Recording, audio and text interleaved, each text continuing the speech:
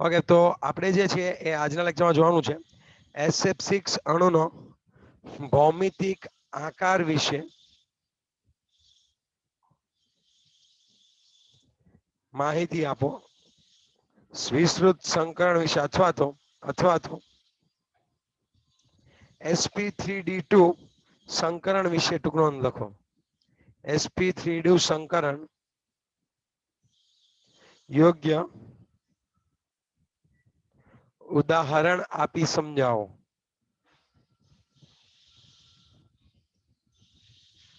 આ રીતનું પૂછી શકાય. ઓકે, SF6 અણુ યોગ્ય ઉદાહરણ આપી સમજાવો. હવે તમે આખી વસ્તુ સમજો તો ખાસ સમજો. સલ્ફર જે છે સલ્ફર, ઓકે, તો SF6 થાય. તો એની અંદર કેવું હશે હું તમને કહું કે SF6 માં મધ્યસ્થ પરમાણુ તરીકે કોણ છે કહો તો? સલ્ફર. ચલો, સલ્ફરની ઇલેક્ટ્રોન રચના શું હોય કહો તો? Sulphur S. હા, સલ્ફરની ઇલેક્ટ્રોન રચના શું હોય? નિયોન 3s2 3p4 હોય મારા ખ્યાલથી. હા કે ના? 3s2 3p4. જો કે નોઈઝ આવતો હોય તો અનમ્યુટ નહીં થવાનો.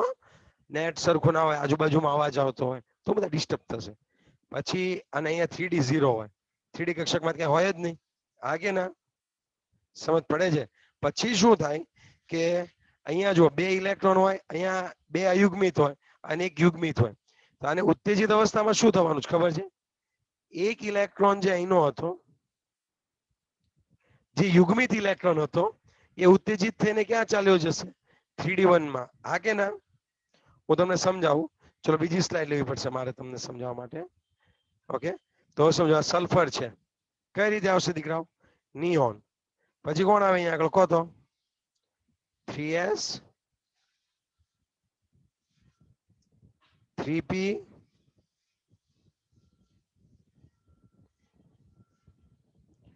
3d.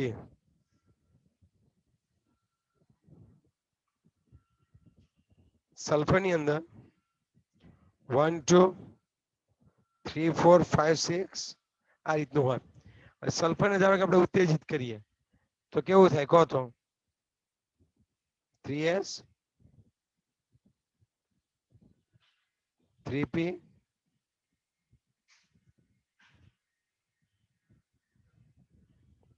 3s 3p 3d. Okay, હવે તમે સમજો કે અહીંયાના એક ઇલેક્ટ્રોન 3p માંથી જે યુગ્મિત હોય એમાંથી એક ઇલેક્ટ્રોન દૂર જશે. સમજ્યા તમે આખી વસ્તુ હું શું કહું છું દીકરાઓ? હા કે ના? sp3d2 હજી ઉત્તેજિત થાય, વધુ ઉર્જા આપો તો હજુ એક ઇલેક્ટ્રોન જશે અને એ ક્યાંનો જશે ખબર તમને? 3s નો ઇલેક્ટ્રોન પણ એસ નો. હા, એ પણ ક્યાં જવાનો છે કહો તો? ડી માં. 3D માં. હવે કેવું થશે ખબર છે અહીંયા આગળ કે આ એસ ની ઉત્તેજિત અવસ્થા છે. પછી સંમિશ્રણ થાય. તમારે કોણ કોનું સંમિશ્રણ થાય ખબર? એક એસ p3d2 આટલું સંમિશ્રણ થઈ જાય. વાહે કોણ બાકી વધશે જુઓ તો?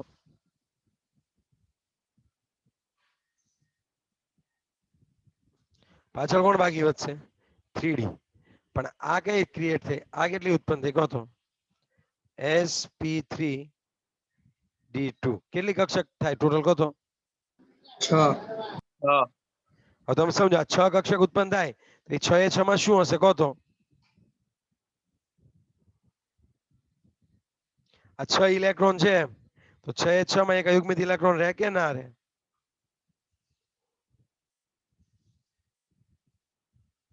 હા કે ના? તો તમારે જો SF6 બતાવવું હોય તો તમે કઈ રીતે બતાવી શકો કે અહીંયા 6 તો હોય, પછી F આવે. F તો F ના કેટલા આવે છે જુઓ તો કહો તો?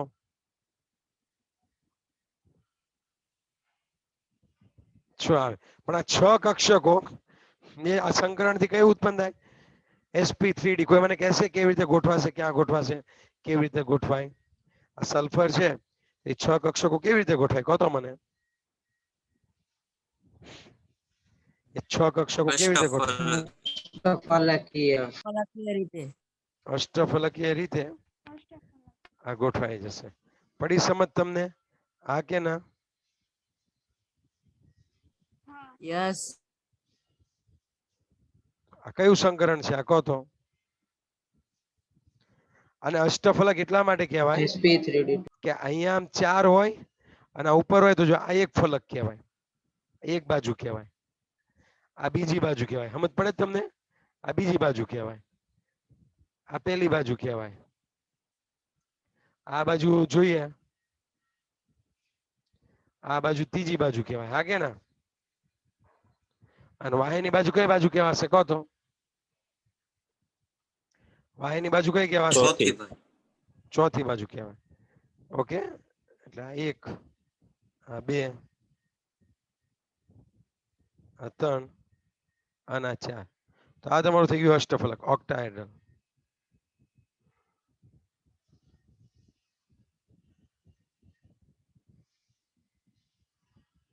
Now is it clear? Yes or no? Yes. ચલો, ઓકે, ડન. આ ખૂણા પૂછે તો ખૂણા કેટલા હશે કહો તો? આ બધા ખૂણા કેટલાના હશે? આ બધા ખૂણા, આ ખૂણો કેટલાનો હોય કહો, અને આ ખૂણો કેટલાનો હોય? ચલો જલ્દી કહેજો મને. આ ખૂણો કેટલાનો હોય અને આ ખૂણો કેટલાનો હોય? કહો તો દીકરાઓ. 90 ના હશે. કેટલા હશે બધા જ કહો તો? 90 ના. તો આ છે SF6. યસ, આ છે SF6. ઓકે, આવડશે લખવાનું કઈ રીતે? સ્ટાર્ટિંગ કઈ કરવાનું? સૌથી પહેલા ક્યાંથી સ્ટાર્ટ કરશો કહો તો? sp3d2 સંકરણ. SF6 માં મધ્યસ્થ પરમાણુ સલ્ફર છે, એની ઇલેક્ટ્રોન રચના 3s2 3p4 છે. અહીંયા આગળ 3s માં યુગ્મિત ઇલેક્ટ્રોન અને 3p માં એક કેવું હશે? એક પેર કેવી હશે? યુગ્મિત હશે. હવે ઉત્તેજિત અવસ્થામાં આ 6 ઇલેક્ટ્રોન છે, તો એ 3s2 3p3 અને 3d2 ઇલેક્ટ્રોન રચના ધારણ કરે છે. અહીંયા એક s કક્ષક, એક 3s, 3 3p અને 2 3d કક્ષકો એકબીજામાં સંકરણ પામી 6 sp3d2 સંકર કક્ષકો ઉત્પન્ન કરે છે.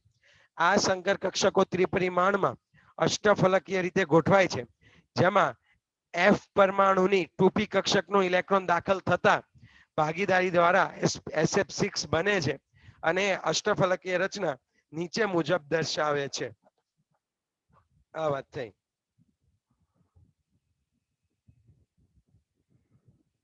ચલો ક્લિયર?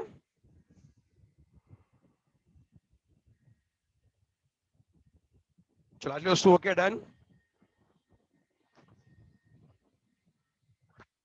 ચલો આગળ વધુ. હા. આગે ના? Yes. હવે ખાસ સમજો, આ બધી આપણે વસ્તુ જોયું ને, આ બધું સંકરણ ને આ બધું, આ સંકરણના પ્રકાર જોયા. પહેલા તો આપણે છે ને હાઇડ્રોજન કયા પદ્ધતિથી હાઇડ્રોજન બનાવેલો યાદ કરો? કઈ થિયરીથી? સૌથી પહેલા લુઈસે આપ્યો. પછી લુઈસમાં કીધું યાર થોડો ઘણો ચેન્જ કરો, અણુના આકાર ખબર નથી પડતા, એટલે કયો સિદ્ધાંત આપણે શીખ્યા? લુઈસ પછી કયો સિદ્ધાંત શીખ્યા આપણે કહો તો? આખો મોટો જબ્બર સિદ્ધાંત શીખ્યા, એક VSEPR સિદ્ધાંત શીખ્યા. જો ને ટેબલ હતા, અણુનો આકાર આપણને ખબર પડી ગઈ. પછી આપણે કોની વાત કરી? વેલેન્સ બોન્ડ, સંયોજકતા બંધનવાદનો સિદ્ધાંત. અને પછી આ સંકરણની વાત કરી કે આવી રીતે બધા ઈચ્છતા હતા, બધા એવું માનતા હતા કે આ રીતે અણુઓ બને. આ બધી વાત પણ સાચી જ છે. આની સાથે સાથે એક બીજા વૈજ્ઞાનિકો હતા, એને આણ્વીય કક્ષકવાદ આપ્યો. એને કયો કક્ષકવાદ આપ્યો દીકરાઓ? આણ્વીય કક્ષકવાદ આપ્યો. હવે એની અંદર શું હતો? બીજા વૈજ્ઞાનિકોનું શું માનવું હતું? એ બી આવું જ કહેતા હતા, પણ કહેવાની રીત અલગ હતી. જેમ જેમ ડેવલપમેન્ટ થાય એમ એમ ડિટેલમાં શીખવાડવું પડે. કેમ? પરમાણુ હતો તો પહેલા પરમાણુમાં ખાલી પ્રોટોન, ઇલેક્ટ્રોન, ન્યુટ્રોન હતા, પછી ગોઠવણી, પછી એમાં વિદ્યુત ચુંબકીય વિકિરણ કેમ ઉત્પન્ન થાય, એવું બધું આપણે શીખ્યા. ધીમે ધીમે એમ અહીંયા પણ એવું જ છે. હવે આપણે જે શીખવાની છે એ છે આણ્વીય કક્ષકવાદને આધારે અણુ કેમ બને. હવે કયો વાદ શીખવાનો છે? ટૂંક નોંધ લખો, આણ્વીય કક્ષકવાદ અથવા તો આણ્વીય કક્ષકવાદ ની વિશિષ્ટ બાબતો જણાવો. ચલો લખજો સવાલ, નવો સવાલ સમજજો. પહેલા હું સમજાવી દઉં, પછી હું તમને મનાવી દઉં. ચલો સમજો. ક્વેશ્ચન છે,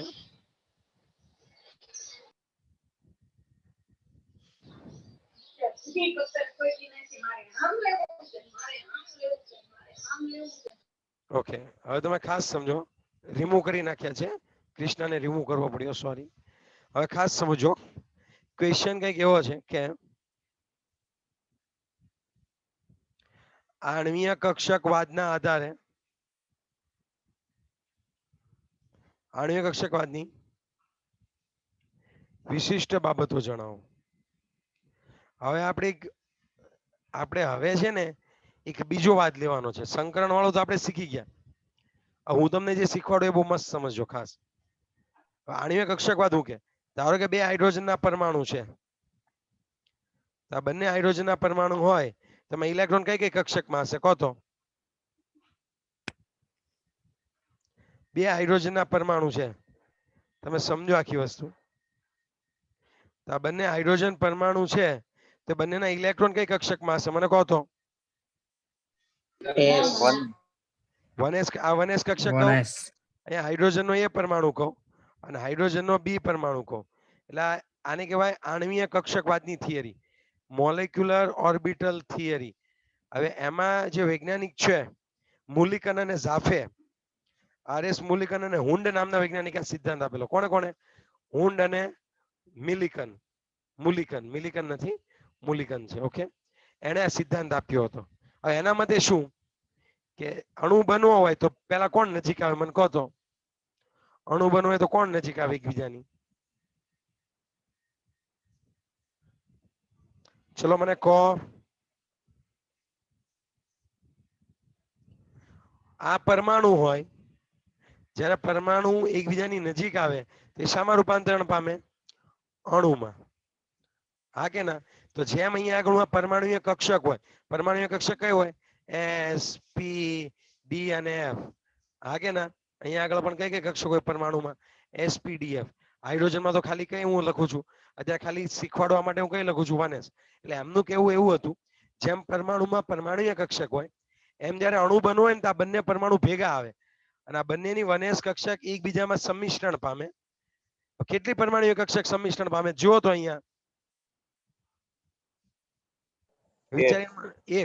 એક આ હાઇડ્રોજન અને એક હાઇડ્રોજન ટોટલ કેટલી પરમાણુય કક્ષકો સંમિશ્રણ પામે છે?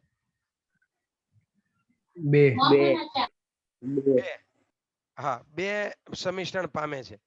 હવે સમજો, જેટલી પરમાણુય કક્ષકો સંમિશ્રણ પામે ને એટલી જ ત્યાં આણ્વીય કક્ષકો ઉત્પન્ન થાય. કઈ કક્ષક ઉત્પન્ન થાય? આણ્વીય કક્ષકો. આણ્વીય. હા. એમાં કેવું થાય ખબર છે? સમજો, અહીંયા 1s કહેવાય, પણ હવે આણ્વીય આપણે પરમાણુય કક્ષકને કોના વડે દેખાડીએ? sp-df વડે. પણ આણ્વીય કક્ષકોને સિગ્મા અને પાય વડે દેખાડવી પડે. જો ઓવરલેપિંગ છે એ અક્ષ ઉપર થતું હોય તો સિગ્મા, અને જો ઓવરલેપિંગ અક્ષને સમાંતર થતું હોય તો કઈ કક્ષક બને? પાય કક્ષક બને. આને કહેવાનું છે સિગ્મા અને આને કહેવાનું છે સિગ્મા સ્ટાર. તો જ્યારે પરમાણુ એકબીજાની નજીક આવે એટલે પરમાણુય કક્ષકો એકબીજામાં રેખિક સંગઠન પામે, એકબીજામાં સંમિશ્રણ પામી, તેટલી જ સંખ્યામાં આણ્વીય કક્ષકો બનાવશે દીકરાઓ. એટલી જ સંખ્યામાં કોણ બનાવશે? આણ્વીય કક્ષકો. Is it clear? હા કે ના? હા. ઓકે, તો હવે પહેલો મુદ્દો આ લોકોએ શું કીધું એવું કહું. આ લોકોનો પહેલો મુદ્દો એવો હતો કે પરમાણુઓના ઇલેક્ટ્રોન જેમ જુદી જુદી પરમાણુય કક્ષકોમાં રહેલા હોય, તેમ અણુના ઇલેક્ટ્રોન શેની અંદર રહેલા હોય? આણ્વીય કક્ષકોમાં રહેલા હોય. શું કીધું મેં તમને? જેમ પરમાણુમાં પરમાણુય કક્ષકો હોય એમ જેમ પરમાણુ જ્યારે નજીક ભેગા થાય અને અણુ બનાવે તો અણુમાં કોણ આવેલું હોય? આણ્વીય કક્ષક. હવે એને પરમાણુય કક્ષક નો કહેવાય, આણ્વીય કક્ષક કહેવાય. હું તમને ગુજરાતીમાં સમજાવું, ખાસ સમજો, બહુ મસ્ત છે. ધારો કે અહીંયા પાણીનો અણુ છે તો ઓક્સિજન ને હાઇડ્રોજન હોય, તો અહીંયા 1s હોય, અહીંયા 1s હોય અને અહીંયા 2s2p હોય. તો હવે જ્યારે બધા ભેગા થાય તો કેવી રીતે ભેગા થશે મને કહો તો? s અને p છે તો હવે sp નું આવે. હવે આખો અણુ કહેવાય અને હવે સંભાવના અણુની આસપાસ આવશે. ઓકે, ફરીથી એક વખત અણુ કેમ મને એ સમજો. હાઇડ્રોજન હાઇડ્રોજન ને ઓક્સિજન છે, આ ત્રણ ભેગા થાય, આમાં પેલા પરમાણુય કક્ષકો હોય, હવે આણ્વીય કક્ષકો. સર તો પરમાણુય કક્ષકો અને આણ્વીય કક્ષકોમાં ફરક શું? પરમાણુય કક્ષકો પરમાણુની આસપાસ ઇલેક્ટ્રોન મળી આવવાની સંભાવના દેખાડે. આણ્વીય કક્ષકો અણુઓની આસપાસ ઇલેક્ટ્રોન મળી આવવાની સંભાવના દેખાડે. સમજ પડે હું શું કહું તમને? હેલો, સર પરમાણુઓ ભેગા થાય છે એટલે શું? ફરીથી સમજાવું દીકરા. આ હાઇડ્રોજન ઓક્સિજન વાળું. એટલે પહેલા આવડું આ સ્લાઇડ બી સમજાવું ફરીથી. આ સ્લાઇડમાં સમજ પડી શું થયું અહીંયા? એ હા એ સમજ પડી. હા, તો આ H2 અણુ બનવાની વાત છે. તો જ્યારે બી અણુ બનવું હોય તો કોને નજીક આવવું જોઈએ? અણુ શેનો બનેલો હોય? અણુ પરમાણુ. અણુ પરમાણુ નો બનેલો હોય. તમારે અણુ બનાવવો હોય તો કોણ નજીક આવવું પડે? પરમાણુ. તો પરમાણુમાં ઇલેક્ટ્રોન ક્યાં મળે? પરમાણુય કક્ષકમાં. પછી એ બધા ભેગા થઈને જ્યારે અણુ બનાવે તો અણુમાં ઇલેક્ટ્રોન ક્યાં મળે? આણ્વીય કક્ષકમાં. હવે એ પરમાણુય કક્ષક નથી તો સર ત્યાં એવું તો શું થયું? અહીંયા તેનું સંગઠન થયું. તો તમને એવું થાય સર એવું તો કેવું સંગઠન થયું? તો યસ, આપણે એ જ સંગઠન શીખવા જઈ રહ્યા છીએ. હવે સમજ પડી તમને? હા સર. પરમાણુય કક્ષકો અહીંયા આણ્વીય કક્ષક હોય. પરમાણુય કક્ષકો એકબીજામાં સંમિશ્રણ પામીને શું બનાવે? આણ્વીય કક્ષક. હવે એક વસ્તુ યાદ રાખજો. હવે સર કોઈ પણ કક્ષક સંમિશ્રણ પામે ના? લગભગ અહીંયા આગળ છે ને, તમે સમજો કે આ હાઇડ્રોજનની 1s છે તો સામે એવી પરમાણુય કક્ષક જ સંમિશ્રણ પામે જેમાં ઉર્જાનો તફાવત ઓછો હોય. એમાં ઉર્જાનો તફાવત ઓછો એને સમમિતિ યોગ્ય હોય. બંને ગોળાકાર છે, બંનેની સમમિતિ સમાન જેવી છે અને બંનેની ઉર્જા સમાન છે, તો એમની વચ્ચે જ સંમિશ્રણ પામે. અને એ પરમાણુય કક્ષકો સંયોજાય અને કઈ કક્ષક બનાવે? આણ્વીય કક્ષક. તો પહેલો મુદ્દો શું કીધો? કે પરમાણુના ઇલેક્ટ્રોન કેમાં હોય? પરમાણુય કક્ષકોમાં. અણુઓના ઇલેક્ટ્રોન આણ્વીય કક્ષકમાં હોય. હવે બીજો મુદ્દો કે લગભગ સમાન ઉર્જા ધરાવતી અને યોગ્ય સમમિતિ વાળી પરમાણુય કક્ષકો એકબીજામાં સંયોજાય અને કોની રચના કરે છે? એ આણ્વીય કક્ષકોની રચના કરે છે. હા કે ના? હા. હવે તમે સમજો. હું તમને બહુ સીધી વાત કહું. અહીંયા હાઇડ્રોજનનો ઇલેક્ટ્રોન છે તો આ ઇલેક્ટ્રોન કેટલા કેન્દ્રની અસર અનુભવે? મને કહો. આ ઇલેક્ટ્રોન કેટલા કેન્દ્રની અસર અનુભવે? હાઇડ્રોજન એક ના જ તે, કારણ કે પરમાણુય કક્ષક છે. તો આ પરમાણુય કક્ષકમાં જે ઇલેક્ટ્રોન હોય એક જ કેન્દ્રની અસર અનુભવે. પણ હવે તમે સમજો, અહીંયા ટોટલ કેન્દ્ર કેટલા આવી ગયા હશે? તમે કહો તો. અહીંયા ટોટલ કેન્દ્ર કેટલા આવી ગયા હશે? 3. તો હવે અહીંયા ધારો કે ઇલેક્ટ્રોન છે તો અણુમાં રહેલા આણ્વીય કક્ષકોમાં જે ઇલેક્ટ્રોન હોય એ 2 કે તેથી વધારે કેન્દ્રોની અસર હેઠળ હશે. પરમાણુમાં રહેલો ઇલેક્ટ્રોન માત્ર ને માત્ર એક જ કેન્દ્રની અસર હેઠળ આવેલો હોય છે. જ્યારે અણુમાં રહેલો ઇલેક્ટ્રોન 1 થી વધારે કેન્દ્રની અસર હેઠળ હોય. એટલે પરમાણુય કક્ષક એક કેન્દ્રીય છે. યાદ રાખજો, પરમાણુય કક્ષક કેવી છે દીકરાઓ? મને કહો તો. એક કેન્દ્રીય. એક જ્યારે કેન્દ્રીય. આણ્વીય કક્ષક બહુ કેન્દ્રીય છે. આ વસ્તુ તમને સમજ પડે? હું કહેવા માંગુ છું એ તમને. હા. હા.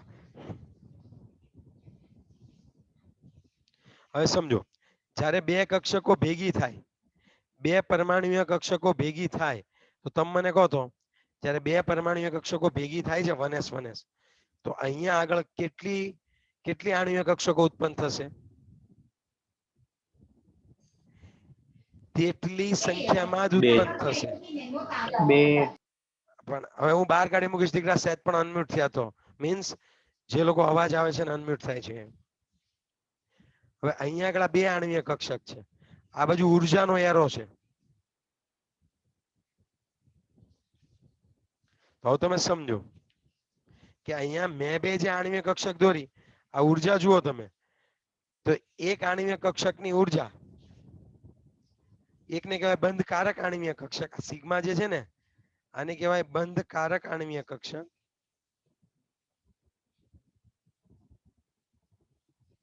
અને આને કહેવાય બંધ પ્રતિકારક આણ્વીય. કેમ એવું કહેવાય હું તમને કહું.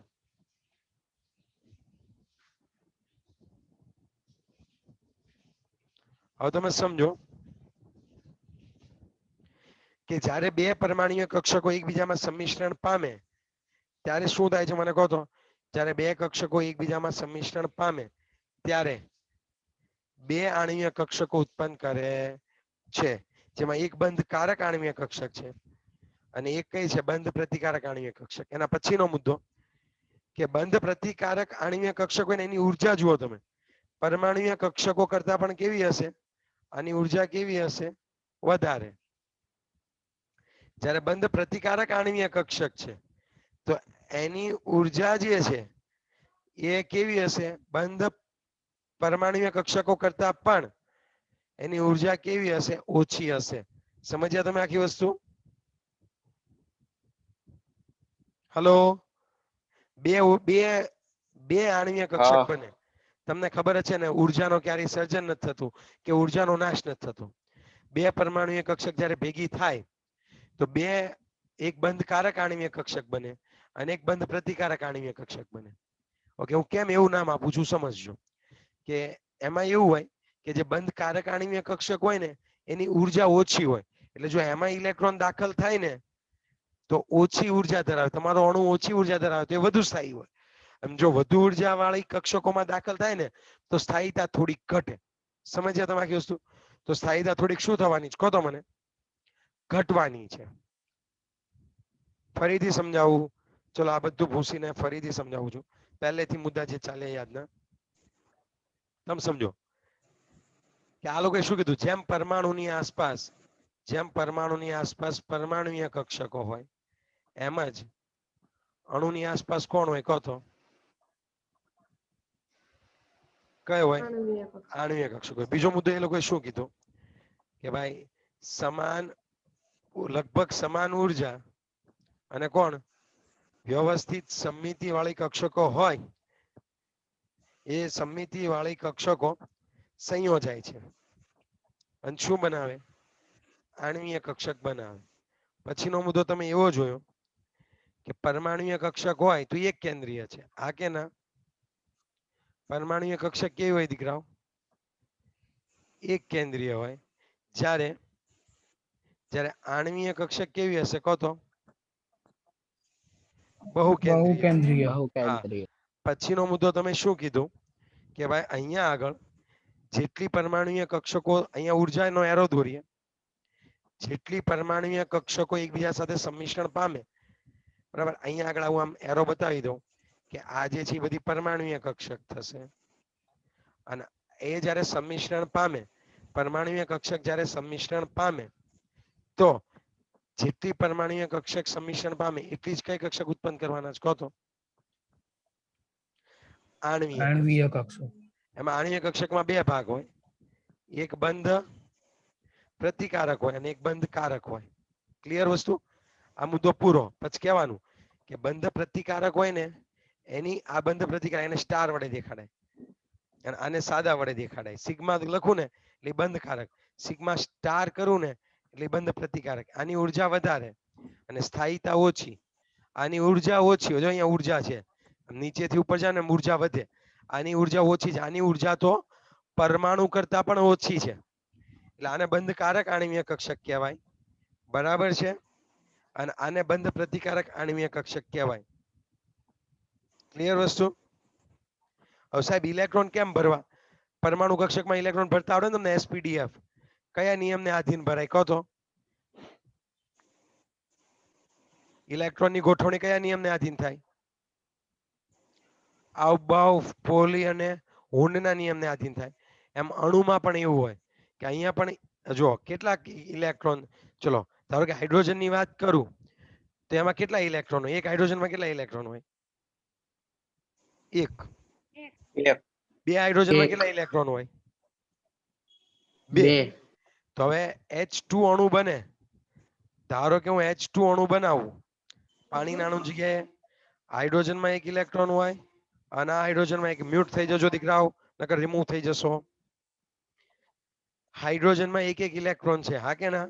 એટલે એ હવે શું બનાવવાના છે કહો તો મને અહીંયા આગળ.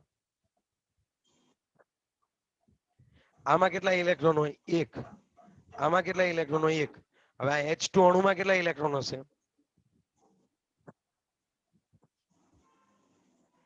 2. આમાં 2 ઇલેક્ટ્રોન આઉબાઉ પોલી અને હુનના નિયમને અનુસરીને ભરાય.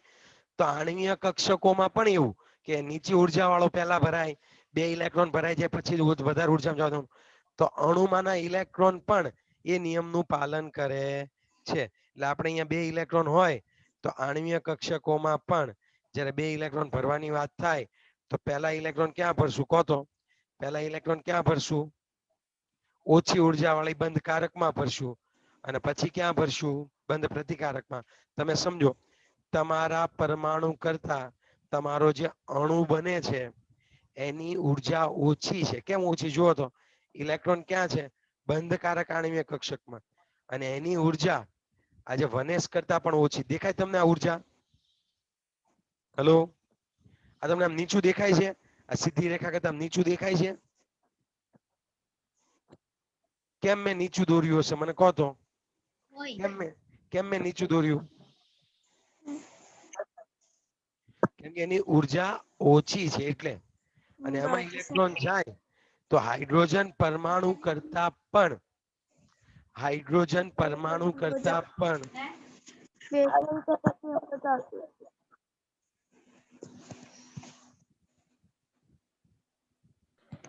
Hello sir. હા બોલો. હા અવાજ બોલ રાવણ. ચોટે છે તમારો. હા એ થોડોક નેટ નો પ્રોબ્લેમ છે, આજે વાઈફાઈ ઓછું છે એટલે કઈ વાંધો નહીં, સમજ પડી જશે, નહીં વાંધો દીકરા. ચલો પાછું રિપીટ કરાવવાનો છું છેલ્લે. જો 3 વખત રિપીટ કરાવ્યું, હજુ એકવાર રિપીટ કરાવવાનો છું એટલે બધી ખબર પડી જાય. ચોંટતું હોય તો કઈક થોડુંક પ્લસ માઇનસ થઈ જશે, હા કે ના? અત્યારે તો ક્લિયર અવાજ આવે છે ને તમને?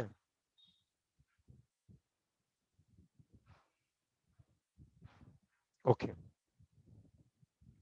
હા. હવે તમે સમજો તો પરમાણુય કક્ષકોના ઇલેક્ટ્રોન હોય એના કરતા H2 અણુમાં ઇલેક્ટ્રોન ક્યાં ગોઠવાય? આણ્વીય કક્ષક. અને એમાં બી આણ્વીય કક્ષકની ઉર્જા પરમાણુય કક્ષક કરતા પણ ઓછી છે એટલે H2 અણુ વધારે સ્થાયી છે. પડી ગઈ સમજ? તો હવે આખા મુદ્દા કેટલા આવ્યા? તો હું તમને અહીંયા આખા મુદ્દા લખું 1 by 1. ચલો ફરીથી છેલ્લી વાર રિપીટ કરું છું. કયો સિદ્ધાંત છે? એ મોટી થિયરીનો સિદ્ધાંત છે, આણ્વીય કક્ષકવાદનો સિદ્ધાંત. તો એમાં સૌથી પહેલો મુદ્દો કે જેમ પરમાણુના ઇલેક્ટ્રોન પરમાણુય કક્ષકમાં ગોઠવાય એમ અણુના ઇલેક્ટ્રોન ક્યાં ગોઠવાય? અણુના ઇલેક્ટ્રોન ક્યાં ગોઠવાય? આણ્વીય કક્ષકમાં. આણ્વીય કક્ષ. બીજો મુદ્દો આણ્વીય કક્ષક. તો આણ્વીય કક્ષક. ઓકે, તો બીજો મુદ્દો આણ્વીય કક્ષક બને કઈ રીતે એમ? તો કે ભાઈ પરમાણુય કક્ષકો હોય, સમાન ઉર્જાનો તફાવત, મતલબ સમાન ઉર્જા અને સમમિતિ ધરાવતી કક્ષકો હોય એ એકબીજામાં સમિશ્રણ પામીને કોની રચના કરે છે કહો તો? આણ્વીય કક્ષકોની રચના કરે છે. પરમાણુય કક્ષકો હોય તો એક કેન્દ્રીય છે. કેમ એક કેન્દ્રીય? જ્યારે આણ્વીય કક્ષકોની વાત કરું તો એ કેવું હશે દીકરાઓ? બહુ કેન્દ્રીય હોય. H હોય H અને H2 હોય તો H2 અણુમાં 2 કેન્દ્ર હોય, H પરમાણુમાં 1 કેન્દ્ર હોય, હા કે ના? ઓકે. હવે નેક્સ્ટ હા. મુદ્દો કે જ્યારે પરમાણુય કક્ષકો એકબીજા સાથે જોડાય તો એટલી જ સંખ્યામાં કોણ ઉત્પન્ન કરશે? આણ્વીય કક્ષક. પણ એમાં કેટલા પ્રકારની આણ્વીય કક્ષક હોય કહો તો? 2 પ્રકારની. એક બંધકારક આણ્વીય કક્ષક હોય અને એક કેવી હશે?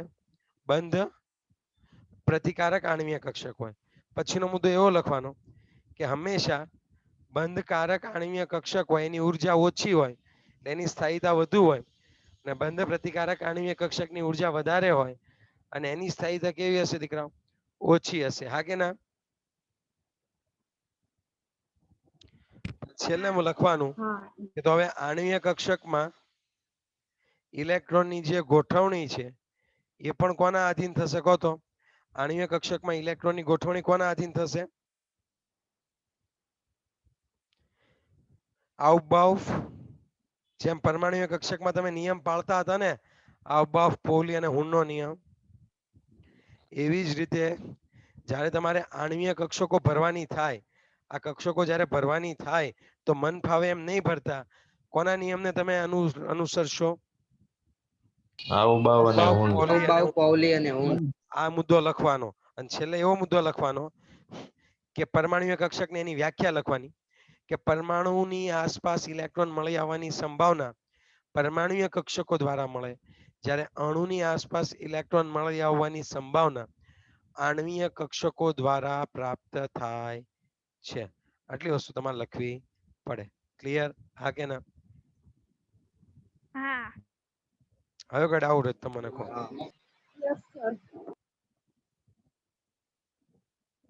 આમાં કઈ ડાઉટ હોય તો તમે મને કહો.